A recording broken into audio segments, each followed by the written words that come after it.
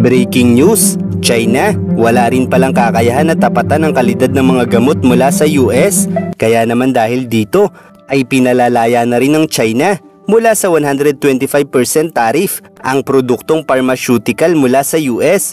Bukod pa riyan ay hawak rin pala ng US ang pinakamahalagang sangkap sa paggawa ng plastik na isa sa mga pinakaimportanteng produkto para sa mga Chino dahil sa napakalawak na industrialisasyon sa bansang ito. Bukod pa riyan ang mga pinaka-advanced na microchips at aircraft engines ay mula rin sa mga kumpanya mula sa US, kaya naman inalis na rin ng China ang ipinataw nitong taripa sa mga ito. Isang indikasyon na hindi pa rin kayang tapatan ng China ang kalidad ng mga aircraft engines at microchips mula sa US.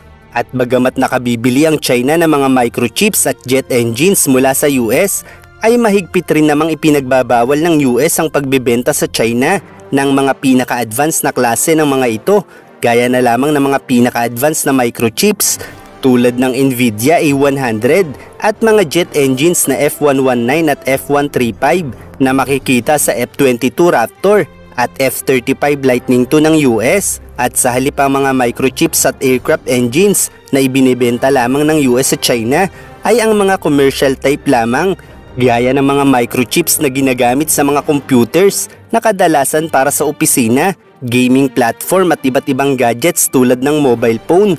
At dahil napaka-advanced ng mga microchips na ito mula sa US, ay may mga pagkakataong nagagamit rin ito sa ilang bahagi ng control system ng mga pinaka-advanced na military equipment sa buong mundo. Subalit ang pinakamataas o pinaka-advanced na klase nito ay nakalaan lamang para sa mga Amerikano. Kaya't kung hindi kayang tapatan ng China ang pang-commercial microchips ng US, ay papaano pa kaya nila tatapatan ang pinaka-advanced na microchips nito?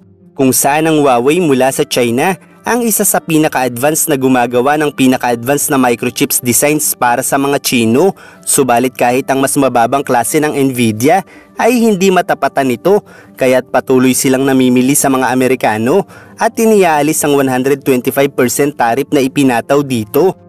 Dahil ang microchips mula sa Huawei ng China ay halos nakatuon lamang para sa commercial na produkto. Samantala, pagdating naman sa binibiling aircraft engines ng China sa US, ay mga makinang pang-commercial lamang din ang ibinebenta ng US sa kanila. Kaya't pagdating sa mga engines ng fighter jets, ay hindi pa rin nila kayang tapatan ang kalidad ng mga engines ng jet fighter ng Amerika.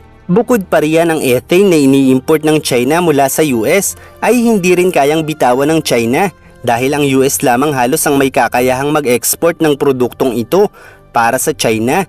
Dahil ang pag-e-export ng ethane ay hindi kasing dali ng pag-e-export ng anumang produktong petrolyo, dahil nangangailangan ito ng isang cargo ship na nakalaan lamang para sa produktong ito, at ang US ang may pinakamalawak na mapagkukunan ng produktong ito, kung saan bagamat ang China ay mayroon ring ethane na mapagkukunan sa mainland nito, ang kanilang produksyon naman ay mas kakaunti, kung kaya't hindi ito sumasapat para sa mga Chino.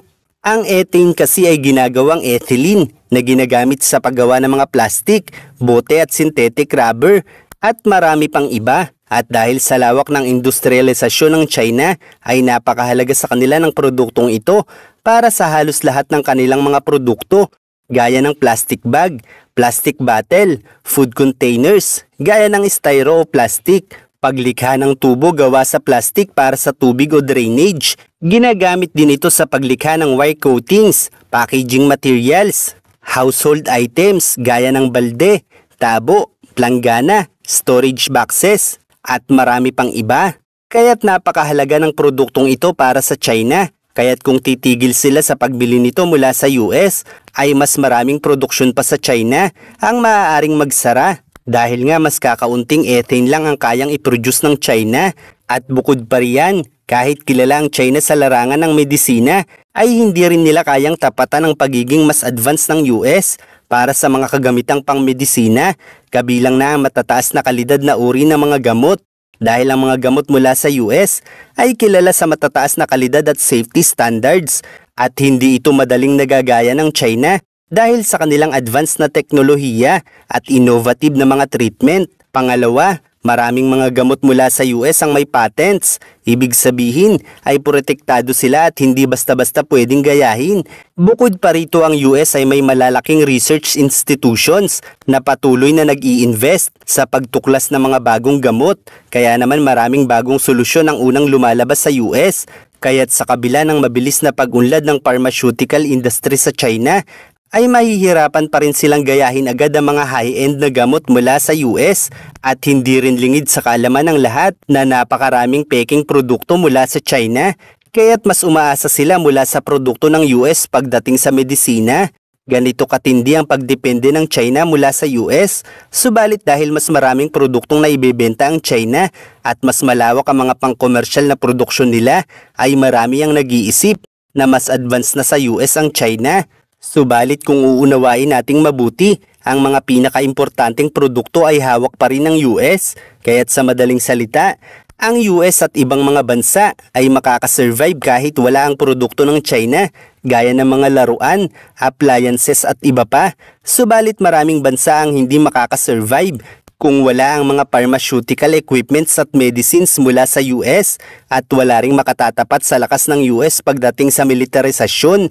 Dahil sila rin ang may hawak ng mga pinaka-advance na microchips sa buong mundo at maituturing ding pag-a-isolate sa sarili ang pag-abandona sa US dollar ng Amerika. Kaya't halos walang bansa ang hindi gumagamit ng perang ito kahit ang alyansa pa ng BRICS nations na madalas ituring na di umano ay tatalo sa dolyar ng mga Amerikano. Dahil sa katunayan, ang kalakalan sa loob ng BRICS nations ay nakatutulong pa sa bawat miyembrong bansa upang hindi mabawasan ang dollar reserve nila na nagpapanatili sa value ng kanilang pera. Ang kalakalan kasi sa BRICS nations ay kadalasang gumagamit ng sistema ng currency swap, kung saan sa isang tiyak na panahon, ang bawat bansa ay nagtatakda ng halaga para sa kalakalan nila.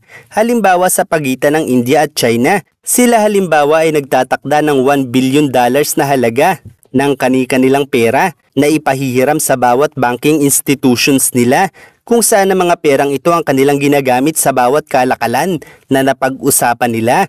Kaya't sa paraang ito ay naiiwasan ng dalawang bansa na maglabas ng perang dolyar mula sa mga bansa nila. Kaya't sa madaling salita ay hindi nito direktang napababagsak ang halaga ng dolyar ng Amerika, dahil mapababagsak lamang nila ang dolyar kung magagawa nilang mapasunod ang lahat ng bansa na tuluyan ng wag gamitin ang dolyar ng Amerika. Subalit habang nasa poder nila ang malalaking halaga ng dolyar, ay patuloy pa rin nila itong nagagamit sa iba't ibang transaksyon nila. Kaya't baliwala pa rin ang BRICS kung ang bawat bansang miyembro nito ay pinahahalagahan pa rin ang dolyar ng Amerika.